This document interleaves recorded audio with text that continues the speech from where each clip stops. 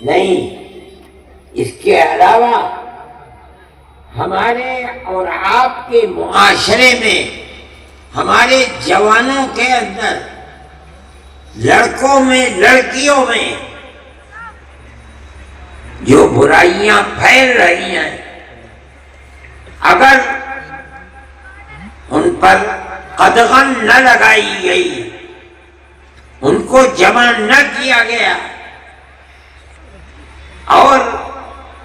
جہاں بھی علماء ہیں، جس گاؤں میں ہیں، جس شہر میں ہیں، جس محلے میں ہیں، اگر ان کے ہاتھ کو نہیں پکڑیں گے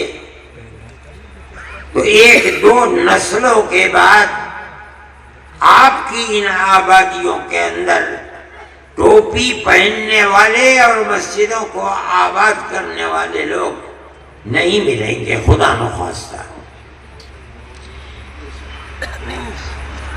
امارت شرعیہ کے ساتھ بہت علماء جڑے ہوئے ہیں، پڑھائیے بھی، اس کے ساتھ ساتھ طلباء پر نظر بھی رکھیے، ان کی تربیت بھی کیجیے، مطالعہ بھی کیجیے، اس کے ساتھ ساتھ ہر جوان کو دیکھ بھال کر کے اس کے ہاتھ کو پکڑنا اور اس راستے کو بتانا جو آپ کے آباء و اجداد کا راستہ ہے، علماء کا راستہ ہے، اللہ کے نبی کا بتایا ہوا راستہ ہے، اس راستے پر لے کے چلے۔ یہ بھی امارت شرعیہ کا ایک بنیادی طریقہ کار ہے، اگر آپ اس کو نہیں اپنائیں گے تو آپ کا کام مکمل نہیں ہے۔ یہ ضروری ہے آپ اس چیز کو سمجھیں کہ عدالتی نظام ساری دنیا کے اندر رائج ہے۔ آپ اگر حکم اور حاکم بن کر بیٹھیں گے تو آپ کے خلاف مقدمے ہوں گے، آپ ہار جائیں گے، آپ کا نظام بند ہو جائے گا۔ اگر آپ کسی چیز کو چلا سکتے ہیں تو اس کی صرف ایک ہی صورت ہے کہ آپ محکمہ شرعیہ چلانے والوں کو ثالث بنائیں اور یہ کہیں کہ ہمارا جھگڑا ہے، ہم آپ کے سامنے پیش کرتے ہیں، آپ ہمارے جھگڑے کے درمیان میں فیصلہ فرما دیں۔ اس تحریر کے بعد جس پر دونوں فریقوں کے دستخط ہوں گے، یہ چیز چلے گی، بجائے اس کے کہ آپ لاکھوں اور کروڑوں روپیہ عدالتوں کی نظر کر لیں، فقیر بن جائیں، زمینیں بک جائیں۔ یہ بہت آسان چیز ہے کہ جس کو مثل مشہور ہے کہ ہلدی لگی نہ پھٹکری اور رنگ آیا چوکھا، اس طریقے پر آپ کام کر سکیں گے۔ لیکن میں حضرت مولانا سے عرض کرتا ہوں کہ جو حکم بنیں گے، ثالث بنیں گے، وہ مدرسوں کے پڑھانے والے لوگ ہوں گے۔ یہ ایک دوسرا موضوع ہے کہ دو آدمیوں کے درمیان میں دونوں کے بیانات لینا، ان بیانات کو لے کر کے پھر آپس میں ہو سکتا ہے ضرورت جرح کی پڑ جائے، اس کی بنیاد کے اوپر ہو سکتا ہے گواہوں کی ضرورت پڑے۔ فیصلہ کرنے کے لیے وہ طریقہ جو عدالتوں کے اندر چلتا ہے، سمجھنے کے لیے ٹریننگ کی ضرورت ہے۔ میں ان حضرات سے مولانا سے میں نے منصور پوری سے مولانا سلمان صاحب منصور پوری سے میں نے کہا تھا کہ حضرت مولانا جب متعین کر دیں کہ اس جگہ یہ، اس جگہ یہ، اس جگہ یہ،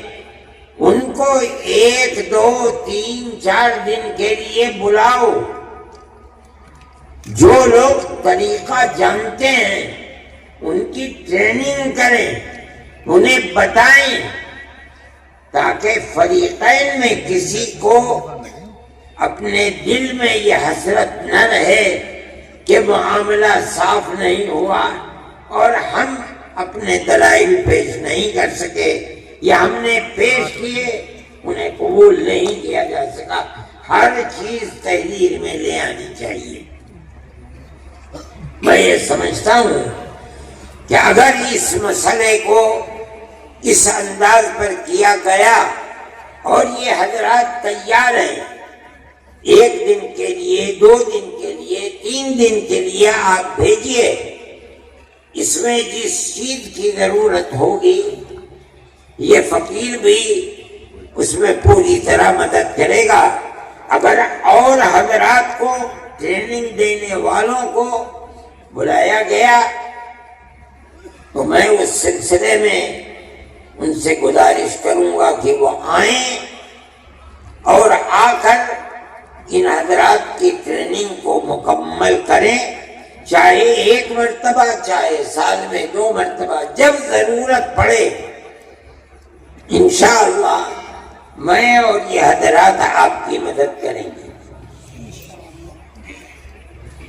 دوسری چیز میں یہ کہنا چاہتا تھا کہ امانت شرعیہ کا کام صرف یہی نہیں ہے کہ شوہر اور بیوی کے جھگڑوں کو نمٹائے، ناچاکی اور مسائل کے پیدا ہونے پر تو بجائے اس کے کہ وہ کورٹ میں جائیں،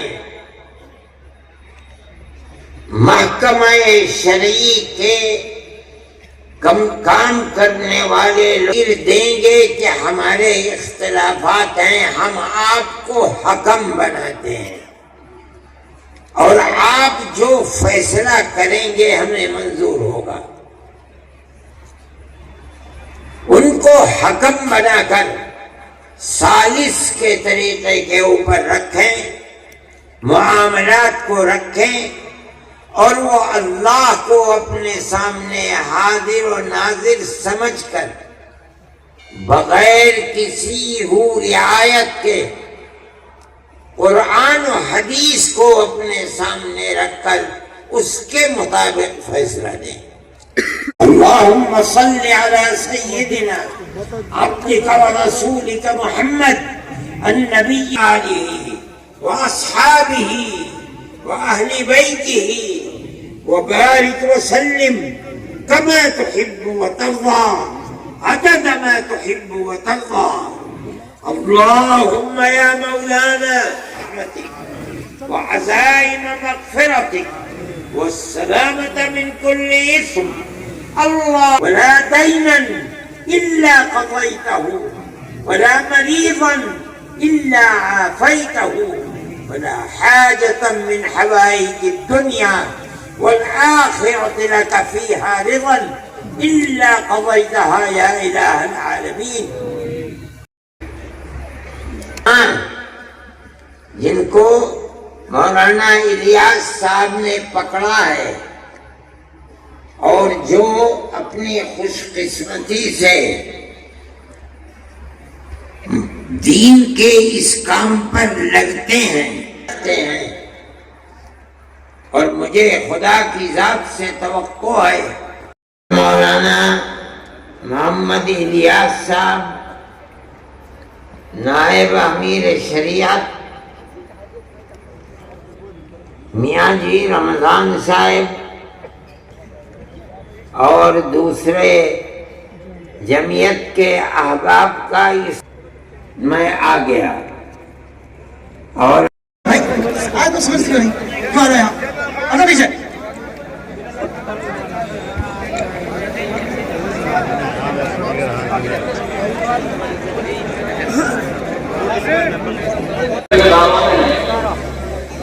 مفتی محمد سلام اللہ یہ حلقہ پرانا